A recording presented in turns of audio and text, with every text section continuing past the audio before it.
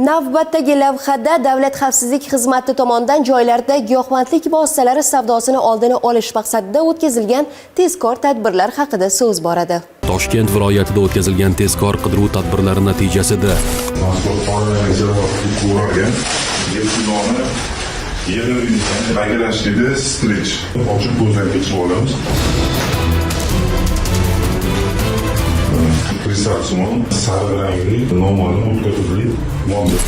Toshkent shahrida yashovchi 1984-yilda tug'ilgan fuqaro Muqaddam narko-kuryerlar tomonidan Ohangaron tumanidagi dala maydoniga yashirib ketilgan 4 kilogramm 935 gramm alfa PVP sintetik giyohvandlik vositasini olgan vaqtida ushlandi. Aniqlanishicha, internet narkodo'konning omborchi lavozimidagi ishchisi hisoblangan mazkur shaxs ko'p miqdordagi giyohvandlik vositalarini zakladka usulida yashirib ketilgan lokatsiyalardan olish va qismlarga ajratgan holda respublikamizning turli viloyatlariga yetkazib berish bilan shug'ullangan.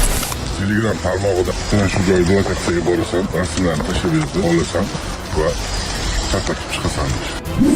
xizmat xodimlari tomonidan Toshkent shahrining Yangi Hayot tumanida o'tkazilgan tezkor tadbirda esa Olmazor tumanida istiqomat qiluvchi 1981-yilda tug'ilgan Muqaddam giyohvandlik vositalari savdosi bilan bog'liq jinoyati uchun sudlangan shaxs to'xtatilib, uning qo'lidagi bir dona xo'jalik qopi xolislar ishtirokida ko'zdan kechirilganda, unda Afg'onistondan kontrabanda yo'li bilan keltirilgan 9 kilogramm 829 gramm gashish moddasi borligi ma'lum bo'ldi va ashyoviy dalil sifatida rasmiylashtirib olindi.